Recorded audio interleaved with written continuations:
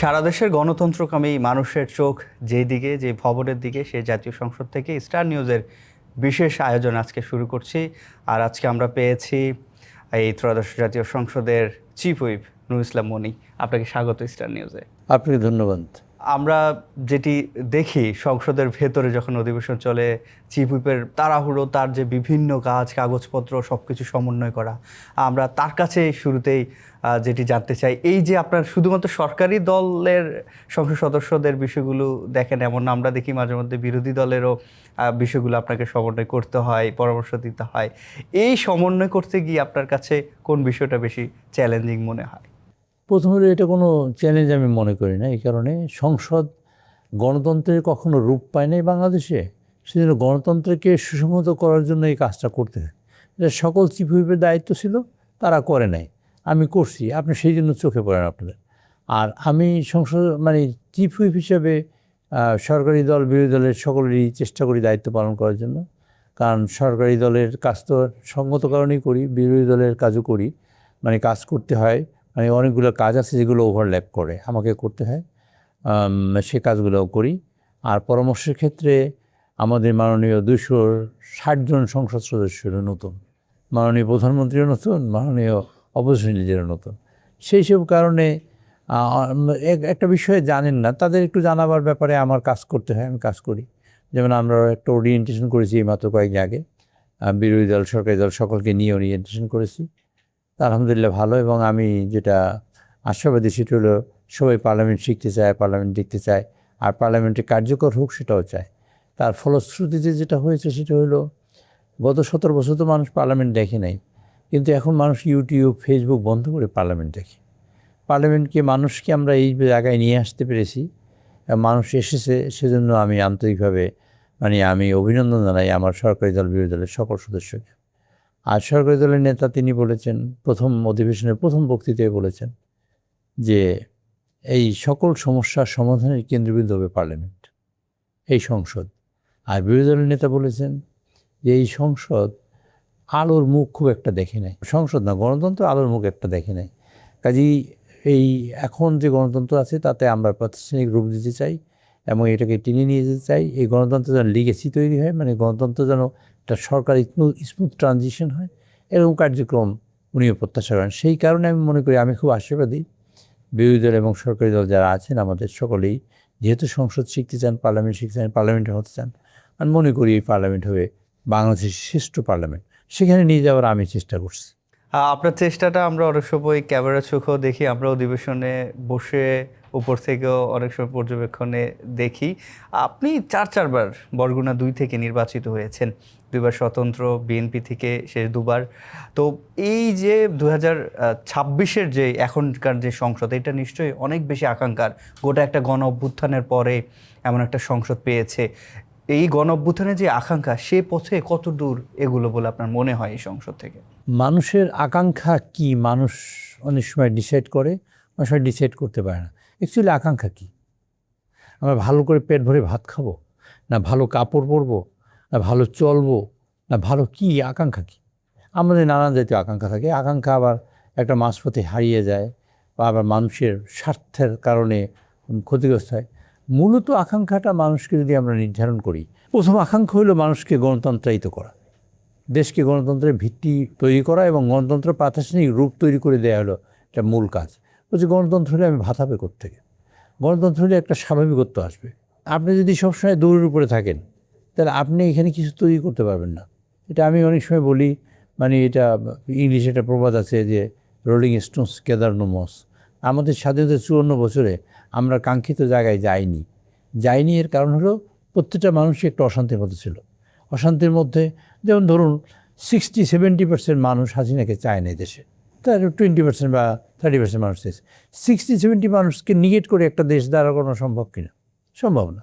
কাজে সকল মানুষকে অ্যাকোমোডেট করে, ইনক্লুসিভ করে, যেটা আমাদের নেতা এখন করতে চাচ্ছেন, আগে থেকেই করেন যে সকলকে ভালোবেসে একত্রিত করো, সকল মানুষের জন্য দরজা ফ্রি করে দিয়ে সকল মানুষকে ইনক্লুসিভে আটকিয়ে রেখে যদি আপনি একটা দেশের উন্নয়ন চেষ্টা করেন, তাহলে সেখানে মানুষের সর্বশেষ লক্ষ্য হলো খেয়ে পড়ে ভালো থাকা, জীবনযাত্রা উন্নত করা। আমেরিকার কথা যদি বলি, আমেরিকা অ্যাকচুয়ালি কী কাজ করে? সারা পৃথিবী থেকে সম্পদ নেওয়ার জন্য তারা চেষ্টা করে, মিডল ইস্টে যুদ্ধ করে কেন?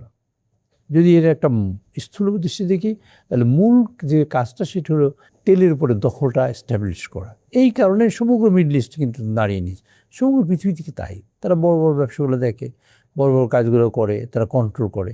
আজকে বোয়িং কিনি আমরা বাধ্য হই, মানেই আমরা কিনি। আমাদের অনেক জায়গা, ইন্দোনেশিয়ার কথা ধরেন, তারা 70টা না 80টা ফাইটার প্লেন কিনবে, সেটা তারা কিনতে পারবে না কোনো জায়গা থেকে, একমাত্র আমেরিকা ছাড়া কিনতেই পারবে না। বিভিন্ন দেশে এমবার্গো ইম্পোজ করা হয় যে এখান থেকে এই জিনিস কিনতে হবে, নাহলে কিনতে পারবে না কোনো জায়গায়, একচেটিয়া করে। এই একটা 300 বা 400 কোম্পানিকে বিল্ড করার জন্য আমেরিকায় প্রেসিডেন্ট কাজ করে, দেশের গভর্নমেন্ট কাজ করে, 400-500 কোম্পানি। সেই পৃথিবীর সম্পদ সব অ্যাকোমোডেট হয় একটা নির্দিষ্ট জায়গায়। আজকে দেখেন গতকাল কেনা পরশুদিন ইলন মাস্ক $1.3 ট্রিলিয়ন মালিক হয়েছে। $1 ট্রিলিয়ন কি আর সহজ ব্যাপার নেই, এটা গালে ধরে না তো, এটা তো এটা চিন্তাও করা যায় না। একটা মানুষ $1 ট্রিলিয়ন মালিক হয়েছে, 1.3 তাও। কাজে এদের সম্পদকে অ্যাকুমুলেট করে একটা জায়গায়। আমাদের দেশে আমরা সেটা বুঝি না বলে আমাদের অসুবিধা হয়। আমরা একটা দেশের সকল মানুষের খাদ্য, বস্ত্র, বাসস্থান, চিকিৎসা, শিক্ষা, ইন্টারনেটের সুবিধা, অনেকগুলো সাপোর্ট এখনও হয়েছে। এগুলা নিশ্চিত করার একটা মাত্র রাস্তা, সেটা হলো ডেমোক্রেসি, আর কোনো রাস্তা নেই। ডেমোক্রেটিক ওয়েতে আগালেই কেবল এগুলো সম্ভব। এই জন্য ডেমোক্রেসিটা বিল্ড আপ করা দরকার। সেই সাথে আমরা জিও পলিটিক্যাল আসপেক্টটা যদি দেখি, তাহলে আমরা এমন একটা জায়গায় অবস্থান করি ছোটো দেশ হিসেবে, আমাদের অবস্থানটা কিছুটা ভালনারেবল, কিছুটা সিরিয়াস এরকম। ফলে আমরা স্বাধীনতা অক্ষুণ্ণ রাখা, সার্বভৌমত্ব ঠিক রাখা, এই কাজটা আমাদের কাজ। ভবিষ্যৎ জেনারেশনের জন্য একটা ভালো বাংলাদেশ বিনির্মাণ করা, এটাও আমাদের কাজ। কাজেই মানুষের আকাঙ্ক্ষা থাকে অনেক কিছু, কিন্তু মূলত ফাইনালি আমরা করব কি, সেই কাজটা হলো গণতন্ত্রকে এস্টাবলিশ করা, ডেমোক্রেসিকে স্বাধীনতাকে সংহত করা, সার্বভৌমত্বকে প্রোটেক্টেড করা, এবং আমরা সকল মানুষ খেয়ে পরে ভালো থাকে, স্বাবলম্বী করা, এগুলো মূল কাজ। আমরা পদ্ধতি ভিন্ন হতে পারে, ভিন্ন কাজ কিন্তু এটাই। যে যত কথাই বলুক, সবার শেষে গিয়ে কথা বলতে হবে কিন্তু অর্থনীতির কথা। যত কথা যেখানে যে বলুক না কেন, কাজে অর্থনৈতিকভাবে স্বাবলম্বী হওয়ার জন্য তার হিসাবে এই বাজেট দেখবেন আপনারা। স্বাধীনতার পরে এরকম একটা বাজেট কখনোই হয় না। কারণ আমি 74 সাল থেকে বাজেটে পড়াশোনা করি, আমি খাটাখাটনি করি, আমি পিছনেই বসি মাননীয় প্রধানমন্ত্রী। আমি বলছি, আচ্ছা সরকার চালাবেন কেমনি, সবই যদি মাফ করতে থাকেন। হাইসে বসে যে ইনশাল্লাহ চলবে, যে বুক ভরা সাহস নিয়ে এরকম একটা বাজেট, এটা তো অকল্পনীয় একটা বাজেট। আপনি বাজেটের প্রসঙ্গ আনলেন। আমরা যখন বাজেট অধিবেশন শুরু থেকে আমরা দেখছিলাম, আপনি সরকার দলীয় চিফ হুইপ, বিরোধী দলীয় চিফ হুইপ বের হয়ে তাকে আমরা প্রশ্ন করেছিলাম। তিনি বলেছেন যে কিছু খাতে, শিক্ষা, স্বাস্থ্যর খাতের মতো জায়গাগুলোতে যেহেতু বাজেট বেড়েছে, এটা তারা ইতিবাচকভাবে দেখছে। তবে তিনি একটা মন্তব্য করেছেন যে এই বাজেট হয়েছে চানাচুরের মতো, খেতে মজা কিন্তু পুষ্টি নেই। আপনি কি এটি আসলে এই মন্তব্যকে কীভাবে দেখেন? এই বিষয়ে তো বলবো, চানাচুরটাও তো একটা মিষ্টি খাবার। এই দেশে বিরোধী দলের লোকেরা সবসময় বলে আসছে যে বাজেট হওয়ার সাথে সাথেই সাধারণত তারা বলতো, এটা ব্যানার আগেই লেখা থাকতো, এই বাজেট মানবো না, এই বাজেট গরিব মারার বাজেট। অন্তত এইখান থেকে তো বেরিয়ে আসছে, এইখান থেকে বের করতে পেরেছি। বাজেট ভালো হয়েছে এই কথাটুকু বলেছেন, এটাও একটা বিরাট পাওয়া। চানাচুরের মতো হচ্ছে খাওয়া যায়, এটাও একটা বিরাট পাওয়া। তো চানাচুর যেসব জায়গায় হয়েছে সেসব জায়গায় তাদের বুঝিয়ে দিয়ে তারা মনে করবে এটা রসগোল্লা, সেটা আমরা বুঝিয়ে দেবো ইনশাল্লাহ। আমরা বাজেট নিয়ে আপনার থেকে আরও বিস্তারিত জানতে চাই। নিশ্চয়ই ছোট্ট একটা বিরতি নিতে হবে। দর্শক, নিচ্ছে একটা বিরতি, ফিরবো কিছুক্ষণ পরে। ফিরলাম বিরতির পর। আমাদের সঙ্গে আছেন সরকার দলীয় চিফ হুইপ নুরুল ইসলাম মনি। তার কথা শুনছিলাম, তিনি যে বাজেট দিয়েছে বিএনপি সরকারের প্রথম বাজেট, সেটি নিয়ে কথা বলছিলেন। স্যার, আপনি যেটি বলছিলেন যে এই বাজেট আসলে জনকল্যাণমুখী, বিশেষ করে সামাজিক সুরক্ষার যে বিষয়গুলোর কথা আপনি বলছিলেন, এগুলো বিরোধী দলও ইতিবাচকভাবে দেখছে। তবে তারা একটা জায়গায় আপত্তি তুলছে, সেই বিষয়টি হচ্ছে ঘাটতির বিষয়টা। এটা কিভাবে পূরণ করবে? আপনারা বিদেশি ঋণের কথা বলছেন, তারা বলছে ব্যাংকের উপর চাপ বাড়বে। আপনি কি মনে করেন? ব্যাংকের উপর চাপ আবার কোনো সুযোগ নেই, সমগ্র টাকা ব্যাংক থেকে নিয়ে চলে গেছে, সুযোগ নেই। আমরা এরকম একটা পর্যায়ে, যে এই গভর্নমেন্ট আজকে 3 মাস আমরা একটা ভঙ্গুর অর্থনীতি শুরু করেছি। এটা ঐতিহাসিকভাবে এটা বিএনপির কাঁধেই বসে। স্বাধীনতার পরে শেখ মুজিব যখন ভেঙে দিয়ে গেছে, তখন জিয়াউর রহমানের কাঁধে বসেছে। আবার যখন এরশাদ ভেঙে দিয়ে গেছে অর্থনীতি, তখন আবার মাননীয় প্রধানমন্ত্রী, সাবেক প্রধানমন্ত্রী বেগম খালেদা কাঁধে বসে। হাসিনা গত 17 বছর লুটপাট দুর্নীতি ধ্বংস করে দিয়েছে, আবার তারেক রহমান সাহেবের কাঁধে বসেছে। কাজেই আমরা একটা ঐতিহাসিকভাবে একটা ফ্র্যাজাইল অর্থনীতি, ভঙ্গুর অর্থনীতি কাঁধে নিয়ে যাত্রা শুরু করেছি। কিন্তু গত 3 মাসে সকল নোজ ডাউন ছিল, আস্তে আস্তে আপ হওয়া শুরু করেছে। এগুলো দেখলেই বুঝবেন যে আমরা মানে যে ম্যানেজিং, যেটা ম্যানেজ করা সেটা সিনসিয়ারলি করছে। একটা জিনিস লক্ষণীয় যে আপনারা খেয়াল করবেন, এদেশের 10,000 টাকা কৃষি ঋণে সুদ মকুব করা, ঋণসহ কাজ করেছেন তারেক রহমান। আমরা মানে এই দেশে কৃষি কার্ড বিতরণ করব সকল মানুষকে, তারা 2 থেকে 2,500 টাকা করে সম্পদ পাবে এবং সার, কীটনাশক, বীজ স্বল্প মূল্যে পাবে। এর কাজ শুরু হয়েছে। ফ্যামিলি কার্ড অত্যন্ত জায়গায়, সমগ্র জায়গায় একটা বিরাট আলোড়ন সৃষ্টি করেছে। ফ্যামিলি কার্ড বিরাট আলোড়ন সৃষ্টি হয়েছে সমগ্র বাংলাদেশে, বিশেষ করে মহিলাদের মধ্যে। এক হলো মায়েদের নামে করা, 2 নম্বর হলো তারা 2,500 টাকা পাবে, তার সম্পদ পাবে। তৃতীয়ত হলো তাতে ক্ষমতায়িত করা। এই যে গণতন্ত্রে একটা রূপান্তরিত করা এবং এই যে মানে একটা অর্ধেক জনগোষ্ঠীকে যে একটা সামনে পাদপৃষ্ঠে নিয়ে আসা, এই কাজ শুরু করছে। এর মধ্যে আমরা গভর্নমেন্টে বসার একবার ইমিডিয়েটলি পরেই আপনারা দেখবেন একটা যুদ্ধ শুরু হয়েছে এবং সেখানে প্রায় 1 লক্ষ কোটি টাকার মতন ভর্তুকি দিতে হয়েছে ইতিমধ্যে শুধু তেলের ব্যাপারে। আমাদের কতগুলো অসম চুক্তি করে গেছে বিদ্যুতের ব্যাপারে, সেগুলো আমাদের মানতে হচ্ছে। প্রচণ্ড পরিমাণ টাকা লোন করে গেছেন শেখ হাসিনা, লোন করে এই দেশ থেকে টাকা পাচার করেছেন। কাজে সেই লোনের টাকাটা সুদ দিতে হচ্ছে আমাদের। এগুলো সবই আছে। আমরা ট্যাক্স বেসটা বাড়িয়ে আমরা চেষ্টা করব দুর্নীতি কমিয়ে আমরা টাকা আনার চেষ্টা করব। আর বিরোধী দল সমালোচনা করতে পারে, আচ্ছা বিরোধী দলকে বললে সে ভালো বাজেট দিত কি? আমি জানতে চাই এটা। বিরোধী দল একটা ছায়া বাজেট দিয়ে দেখাক যে এই কাজে এই করতে পারতে। আমি মনে করি আমরা যা করেছি তার সিকিভাগেও বিরোধী দল কেন, কোনো দলের পক্ষে এই পর্যায়ে করা সম্ভব না। একটা অসম্ভব কাজকে আমরা সম্ভব করেছি এবং এটা তারেক রহমান সাহেবের যে দরদি মন এবং উনি যে গণতন্ত্রে ভালোবাসেন, গণতন্ত্রে বিল্ড আপ করতে চান এবং এদেশের মানুষকে ক্ষমতায়িত করতে চান, স্বাবলম্বী করতে চান, তার প্রতিফলন কিন্তু এই বাজেট কিন্তু আয় ব্যয়ের হিসাব না। বাজেট কিন্তু একটা আমি আশা করব কি, আকাঙ্ক্ষা কি, তার প্রতিফলন কেমন করে ঘটাবো, তার একটা টোটাল একটা চিত্র তুলে ধরা, এটার নাম হলো বাজেট। কাজে এই কাজটা আমরা করেছি। আপনার বাজেট পড়বেন, বাজেট পড়ার পরে মানে আমি তো বলি এদেশে বাজেট সম্পর্কে বিরোধী দল হচ্ছে চানাচুরির মতো বলতে পারে, রসগোল্লা বলতে পারে, যাই বলবো। যারা বাজেট নিয়ে রিয়েলি কাজ করেছেন, লেখাপড়া করেছেন, এরকম লোকজন বোদ্ধতার সাথে আলোচনা করে দেখবেন বাজেট সম্পর্কে তাই বলে। তাকে যদি একটা বিনয়ের সাথে প্রশ্ন করেন আসছে ভালো বাজেট কী হতে পারত, কিছুই না। জি, আমরা এই বাজেট সম্পর্কে আপনি বলছিলেন, আপনি খালেদা জিয়ার সাবেক 3বারের প্রধানমন্ত্রীর কথা বলছিলেন। তিনি সংসদীয় গণতন্ত্র ফিরিয়ে আনার জন্য তার যে প্রচেষ্টা, সেটি আপনিও দেখেছেন, আমরাও দেখেছি। তো এই সংসদে কি, আপনি তো চিফ হুইপ, খুব পুরো জায়গাটা দেখছেন, কি মনে হয় সেই গণতন্ত্র, সংসদীয় গণতন্ত্র কি ফিরে আসছে সে পথে? প্রথম হলো সংসদীয় গণতন্ত্র, আমি বাই নেচার আমি কি, মানুষকে গণতান্ত্রিক করা, মানুষকে গণতন্ত্রায়ন করা মানে মানুষের মানসিকতাকে পরিবর্তন করা। আমি এই জায়গাটা নোংরা করবো, এটা আমার মানসিকতা, পরিষ্কার করবো, এটা আমার মানসিকতা। এই কালচারাল ইনস্টিটিউশনটাই বিল্ড আপ হয় না কখনো। গণতান্ত্রিক করার জন্য মাননীয় প্রধানমন্ত্রী প্রেসিডেন্সিয়াল ফর্ম অফ গভর্নমেন্ট থেকে পার্লামেন্টারি ফর্ম অফ গভর্নমেন্টকে নিয়ে আসছেন বেগম খালেদা জিয়া। দ্বিতীয়ত যে কাজটা করেছেন সেটা অত্যন্ত মানে এটা একটা মানে বিরল ঘটনা ঘটিয়েছেন, সেটা হলো কেয়ারটেকার সিস্টেম করা। এই কাজটা মাননীয় প্রধানমন্ত্রী, এটা গণতন্ত্রকে সুসংহত করার জন্য। যে কারণে আপনারা দেখবেন আমরা গভর্নমেন্টে ছিলাম 1991 সাল থেকে 95 সাল পর্যন্ত, পরবর্তীতে আবার আওয়ামী লীগ গভর্নমেন্ট আসছে, এরপরে আবার 2001 সালে বিএনপি গভর্নমেন্ট আসছে। কাজে আপনার আমেরিকায় দেখেন আপনারা ডেমোক্রেট আর রিপাবলিকান আমরা দেখি, একটা ভালো করলে তারা বেনিফিটেড হয়, খারাপ করলে, যেমন এখন যে ট্রাম্প সাহেব যেসব কাজ করছেন তার ফল কী হবে তা তো আপনারা সবাই আমরা আন্দাজ করি এবং চেষ্টা করে এই কার্যক্রম করেছে এবং গণতন্ত্রের একটা সরকারি স্মুথ ট্রানজিশন হয়েছে, যে কারণে বেগম খালেদা জিয়াকে দেশ থেকে পালাতে হয় নাই এবং এই দেশে থেকেই, এই দেশের মানুষের সাথে থেকেই কাজ করেছেন। শেখ হাসিনাকে 17 বছর গভর্নমেন্ট চালাবার পরে দেশ থেকে চলে যেতেছে এবং কোনো লোক, তার সকল লোকরে এখানে মানে একেবারে তোপের মুখে রেখে তার পালাতে হয়েছে।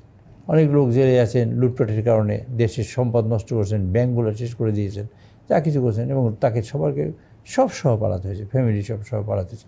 এই যে সবাইকে নিয়ে পালাতে হয়েছে, এটা হলো গণতান্ত্রিক পদ্ধতি না থাকার কারণে এবং গণতন্ত্রাই তো না হওয়ার কারণে এগুলো করতে হয়েছে। বেগম যে এই কাজটা করেছে, আমরা এখন কাজটা যেটা করতে চাই, বিরোধী দল যারা আসছে তাদের মধ্যে অত্যন্ত সেন্সিবল লোকের সাথে আমার দেখা হয়েছে, অত্যন্ত সেন্সিবল বিরোধী দলের নেতা, বিশেষ করে অত্যন্ত চৌকস এবং মানে রেসপন্সিবল, একটা রেসপন্সিবল মানুষ কথা বল না, তো এখানে রেসপন্সিবল, সেন্সিবল, এডুকেটেড মানুষের সাথে আমার দেখা হয়। আমি মনে করি গণতন্ত্রকে প্রাতিষ্ঠানিক রূপ দেওয়ার জন্য তারা সবাই পরিশ্রম করেন, আমরাও পরে করি। আমি আশা করি যে আমরা একটা জায়গায় দিয়ে পৌঁছতে পারবো, এবং আপনারা দেখবেন অন্তত এই কালের মধ্যে বাংলাদেশ স্বাধীনতার পর শ্রেষ্ঠ পার্লামেন্ট হবে এটা আমি বিশ্বাস করি। প্রথম অধিবেশনে আমরা দেখলাম যে বিরোধী দল বেশ কিছু বিষয়, বিশেষ করে জুলাই সনদের মতো বিষয়ে ওয়াকআউট করেছে, ইস্যুগুলো যখন তুলেছেন।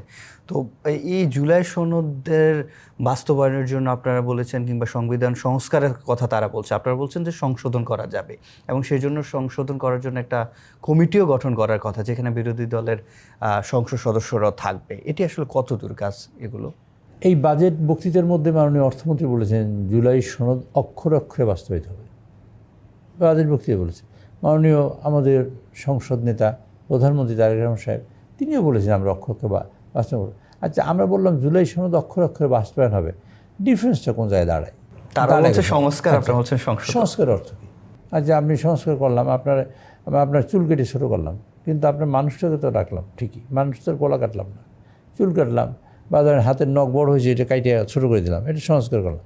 সংস্কার করার পরে কী হবে? সংবিধানের 3টা ধাপ আছে, আপনাকে বুঝিয়ে বলি।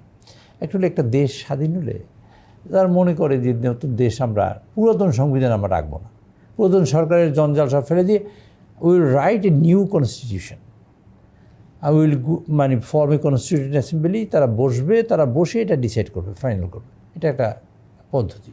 আর একটা পদ্ধতি অ্যাব্রোগেট করা। আপনি পার্লামেন্টে মার্শাল হলো, আপনি সংবিধান বাতিল করে দিলেন সাময়িকভাবে, বাতিল, সংবিধানের কার্যক্রম চলবে না, মার্শাল ল চলবে। আর হলো সংবিধান অ্যামেন্ডমেন্ট করা। আচ্ছা, সংবিধানে 153টা অনুচ্ছেদ আছে, আমরা 35টা অনুচ্ছেদ নিয়ে কথা বলছি, 35টা অনুচ্ছেদ আছে জুলাই সনদে। বাকি অনুচ্ছেদগুলো আমরা করবো, ফেলে দেবো না, সেগুলো তো থাকবে, ওগুলো থাকবে। আর আর ধরেন একটা নতুন করে যদি লিখি, তাহলে 35টা নতুন করে লিখলাম, বাকিগুলো তো থাকবে, বাকিগুলো থাকবে না। তাহলে কী হলো? সংশোধন হলো। এর বাইরে তো কিছুই না। At the end of the day সংশোধনই করতে হবে আমাদের। এখন ওনরা অনেক একজন সদস্য পুরাতন নেই, সবই নতুন সদস্য। কাজে এই বিষয়টা বুঝতে ওনাদের হয়তো এই সেশন যাবে, এই সেশন গেলেই ওনারা বুঝবেন, অনেকখানি বুঝছেন আমি বিশ্বাস করি, এবং সেটা আমরা কাছাকাছি আসছি। ধারণা করি যে অচিরেই আমরা সংবিধান সংশোধন কমিটি করব, এবং সংবিধান সকল দলের মতামত নিয়ে, এখানে যারা রিপ্রেজেন্ট করে এমন দল তাদের, এবং বিশেষ করে স্বতন্ত্র যারা আছেন তাদের সকলের মতামত নিয়ে আমরা সংবিধান সংশোধন করার চেষ্টা করব, এর মূল কথা। এবং জুলাই সনদের অক্ষরে অক্ষরে বাস্তবায়ন হবে। এবং এই যে জুলাই গণ অভ্যুত্থান হলো, আপনি আওয়ামী দুঃশাসনের কথা বেশ কয়েকবার উল্লেখ করেছেন, যাদের বিরুদ্ধে, এবং এই বাজেটও তার একটা প্রতিফলন। আপনি বলছেন ভঙ্গুর অর্থনীতি। তো যারা এই ভঙ্গুর অর্থনীতি এবং এই দুঃশাসন চালিয়েছিল, তার কারো এখনও সেভাবে বিচার হয়নি, রায় হয়েছে কয়েকটা, এটার বিচার আসলে হবে এই 5 বছরে হবে? বিচারের ব্যাপারটা তারেক রহমান সাহেব পরিষ্কারভাবে প্রধানমন্ত্রী আবার বলেছে, আইন যেটা পারমিট করে, অ্যালাউ করে, আইন অনুযায়ী চলবে সব কিছু। আমরা প্রতিহিংসা নিতে পারতাম, প্রতিহিংসা পরায়ণ হতে পারতাম, তিনি হতে পারতেন। তার উপর যে অত্যাচার হয়েছে, যে টর্চার জিএ ফ্যামিলির উপরে হয়েছে, বাংলাদেশে কোনো ফ্যামিলির উপরে এরকম টর্চার হয়নি। তারেক রহমান সাহেব তার মা হারিয়েছেন, তার ভাই হারিয়েছেন বিদেশে বসে, মাকে দেখতে পারেন না। কাজে এই যে মানে মায়ের জেল হয়েছে, পাশে দাঁড়াতে পারেন নাই, একটা অন্ধ প্রকোষ্ঠে তার মাকে থাকতে হয়েছে, মিথ্যা মামলা তাকে জেল, এই যে অনেক কিছু। এই টর্চারের পরেও উনি কিন্তু প্রতিহিংসা পরায়ণ না হওয়ার জন্য তিনি ঘোষণা দিয়েছেন, তিনি হবেন না, কেউ যাতে না হয় তার জন্য ঘোষণা দিয়েছেন। কাজে এইরকম একটা বিরল দৃষ্টান্ত পৃথিবীতে, বিশেষ করে থার্ড ওয়ার্ল্ডে এই উদাহরণ বিরল। আমরা সংসদীয় গণতন্ত্রের কথা বলছিলাম, সেটি পুনরুদ্ধারে আপনারা কাজ করছেন। অনেকে বলে থাকেন যারা বিভিন্ন জায়গায় সাংগঠনিক দায়িত্বে ছিলেন, তাদের এই যে এমপি মন্ত্রী কিংবা এরকম বড় দায়িত্ব পাওয়ার কারণে সাংগঠনিক কাজ কিছুটা ধীরগতিতে হচ্ছে। প্রথমত সেটি আপনি মনে করেন কিনা? দ্বিতীয়ত, বিএনপির জাতীয় কাউন্সিল আসলে এবছর হবে কিনা, কবে নাগাদ হতে পারে? বিএনপি এখন তো ধরেন সরকারে বসার পরে আমরা একটা ব্রিদিং টাইম পার করতে পারি নাই, 100 দিন কেবল গেল। তো একটা হানিমুন টাইম এখন আমাদের চলছে, অ্যাকচুয়ালি সত্যি কথাই। এরপরে মাননীয় প্রধানমন্ত্রী সাংগঠনিক কাজে হাত দেবেন, এই বিষয়ে আলাপ আলোচনা করছেন দলের উচ্চ পর্যায়ের নেতাকর্মী যারা আছেন তাদের সাথে। আমরা এই সংক্রান্ত বিষয়ে একটা সিদ্ধান্ত আমরা অচিরেই পাবো ইনশাল্লাহ তার কাছ থেকে। আমরা একেবারে শেষ প্রশ্ন, শেষ দিকে আছি অনুষ্ঠানের। স্থানীয় সরকার নির্বাচন গুরুত্বপূর্ণ জায়গায় প্রশাসক নিয়োগ দেওয়া হয়েছে। বিরোধী দলের বারবার অভিযোগ করছে যে বিএনপি স্থানীয় সরকার নির্বাচন চায় না দেখে প্রশাসক নিয়োগ দিয়েছে। প্রথমত এটিকে কিভাবে দেখছেন, আর দ্বিতীয়ত হচ্ছে এবছরের স্থানীয় সরকার নির্বাচন কি আসলে দিচ্ছে? যে কোনো বিষয়ে যে কোনো কথা বিরোধী দল সবসময় বলতে পারে, বলাটাই স্বাভাবিক। একটা গভর্নমেন্ট এই অবস্থায় যেন আমরা এখনও সংগঠনে হাতই দিতে পারিনি। তো এখন বিরোধী দল কী বলবেন, সংগঠনে হাত দেন একা জীবনে একটা মানে একটা আইন ভাঙছে, এটা কিন্তু বলতে পারে। আমরা প্রয়োজনীয় কাজ ঘুচোবার জন্য যে কাজটা দরকার, স্থানীয় সরকার এখন চলবে কেমনে, এখনই চলবে কেমনে, কাল সকালে আমি ইলেকশন দিতে পারবো না, চলবে কেমনে, চলার জন্য প্রশাসনীয় করছে। এখন যদি আপনি সমালোচনা করেন প্রশাসনীয় করছেন, সব কিছু যা করবেন তার একটা সমালোচনা করতেই হবে। এটা হলো এই দেশের মানসিকতা। এই জন্য আপনার পত্রিকার পাতা ভরে আসে নেগেটিভ নিউজ, 10টা নিউজের মধ্যে 9টাই থেকে নেগেটিভ। আমাদের নেগেটিভ মানসিকতা পরিহার করা একান্ত উচিত জাতীয়ভাবে, এবং জাতীয়ভাবে যদি না করি আমরা ক্ষতিগ্রস্ত সবসময় হব। আর আমরা ব্যক্তির স্বার্থের কথা ভাবি যে আমার এইটা হলো না ওইটা হলো না, ব্যক্তির স্বার্থে সেই দেশের স্বার্থ ভাবলে অনেক লাভবান হবে। এই দেশের মানুষ দক্ষ বানানো, দক্ষ মানুষ হলে দেশটা দাঁড়াবে, আপনার ফ্যামিলিও দাঁড়াবে, আপনিও ভালো থাকবেন। এই দেশের সকল মানুষ ভালো থাকবে যদি দক্ষ মানুষ হয়, আর যদি কাজ জোগাড় করে দিতে পারে। তারেক সাহেব চান কাজ জোগাড় করে দিতে, দক্ষ মানুষ বানাতে, এডুকেটেড করতে, এবং এই দেশের মানুষকে স্বাবলম্বী করতে। তার জন্য বাজেটটা এইভাবে করেছে যে ওই সাধারণ মানুষ যাদের কিছু করণীয় নাই তারা যেন খেয়ে পড়ে বাঁচতে পারে, আর যাদের করণীয় আছে তারা যেন কাজ করে বাঁচতে পারে। এটি হলো বাজেটের মানে আপনার একটা সংমিশ্রণের এই বাজেট তৈরি তারা দিয়েছেন। কাজে আমি ধন্যবাদ দিচ্ছি আপনাকে, ধন্যবাদ দিচ্ছি স্টার টিভির যারা দর্শক শ্রোতা আছেন তাদের সকলকে। আর বলতে চাই আপনারা এই ডেমোক্রেসির পাশে থাকেন। আমি বিনয়ের সাথে অনুরোধ করতে চাই, আমরা ভালো কাজ করলে আপনারা সমর্থন দিন। তারেক রহমান সাহেব চেষ্টা করছেন ভালো কাজ করতে, তার অন্তর দেখে, তার হৃদয়ে দেখে আপনারা তার পাশে দাঁড়াইয়েন। আমাদের সাথে যুক্ত থাকার জন্য আপনাকে অসংখ্য ধন্যবাদ। আপনাকেও ধন্যবাদ, সেই সাথে দর্শক শ্রোতা আছেন তাদেরও ধন্যবাদ। আমাদের সাথে যুক্ত ছিলেন সরকার দলীয় চিফ হুইপ নুরুল ইসলাম মনি। তিনি শুধুমাত্র এই যে সংসদে আমরা দেখি নিয়মকানুনের কথাবার্তার বাইরেও এটি প্রাসঙ্গিক যে বিষয়গুলো ছিল সেগুলো বলেছেন, এবং বাংলাদেশের মানুষ গণতন্ত্রকামী মানুষ, এবং গণতন্ত্র পথে আগামী বাংলাদেশ এগিয়ে যাবে, সেটি সরকার এবং বিরোধী দল মিলেই সেই বার্তাই তিনি দিচ্ছিলেন। সেই প্রত্যাশা রেখেই আজকের এই স্টার নিউজের বিশেষ আয়োজন আমরা শেষ করছি। সঙ্গে ছিলাম আমি সিফাত শাহরিয়ার। সঙ্গে থাকার জন্য আপনাদেরকেও কৃতজ্ঞতা।